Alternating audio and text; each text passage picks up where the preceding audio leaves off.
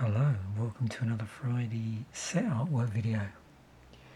So I've still got a big smile on my face from recording the other videos I always record on the same day as I do this, which is the deck musings episode and the Commander Fodder episode. And hopefully you've checked those out already and know why I'm smiling, and just in preparation for having put these cards together on the famous or infamous cheese board and seeing what's coming up and how some of it relates to some of the stuff I was talking about in the earlier videos.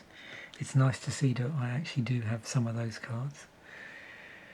So I'm going to start off with the one legend I have from the set and then go through a few cards from each colour that at the time I purchased them were both reasonably priced and higher up than other cards in the set on the EDH rec ranking, and then we're going to finish off with an amusing little cycle of cards. So let's have a look.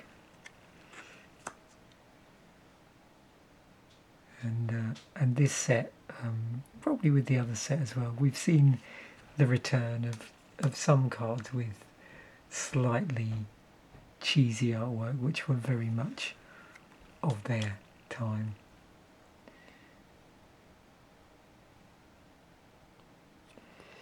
Yeah, we're in a period in Magic when there's quite a number of walls around, as I think we saw in the previous artwork video. It's always interesting to see if somewhere lurking in a set there is in fact a viable wall deck, I think.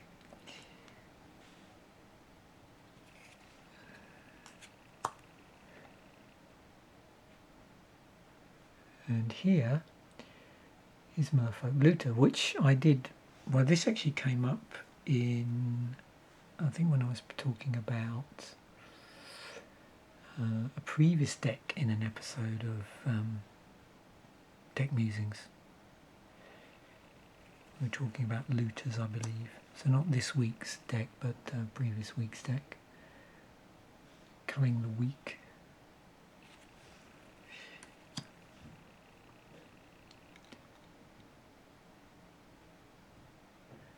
I'll also include links to the Scryfall search for this set, so those of you that aren't familiar with the mechanics of the cards can get acquainted.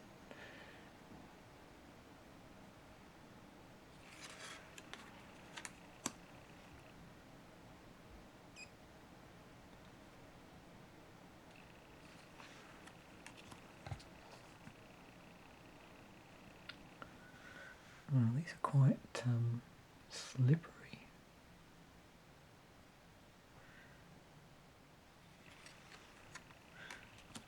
And I think, as I mentioned before, these are all bought on the secondary market, so none of these are ones I've opened from packs. And not surprisingly, you can see there's a little bit of dinging on the corners there, which you would expect. It's a nice reclaim there.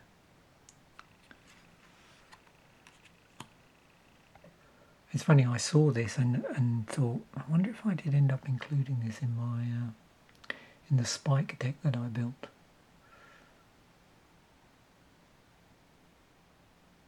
This is Mindless Automaton, which plays around with counters as well.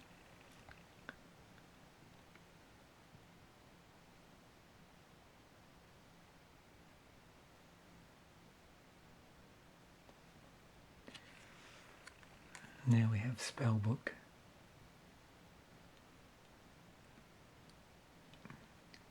I do like this version of the artwork.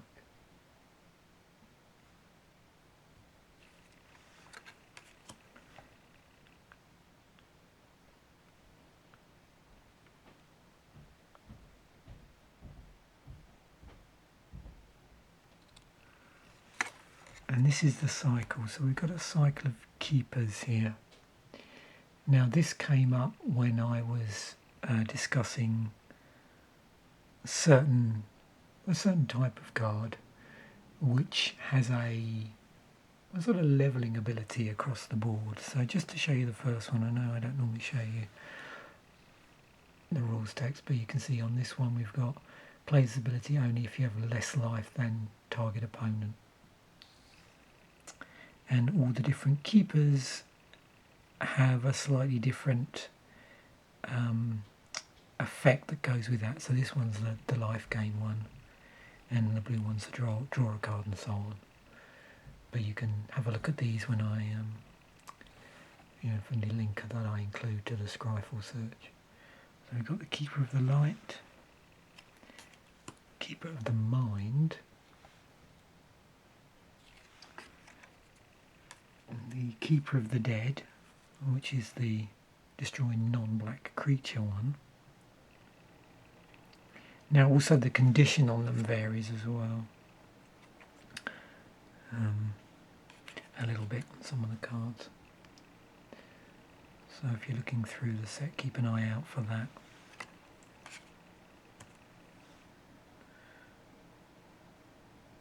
Keeper of the Flame, and then Keeper of the Beasts. And there we have it. Hopefully you enjoyed that flick through on the modest amount of cards I have from that particular set. Thanks once again for watching. Bye for now, and I will catch you in a future episode.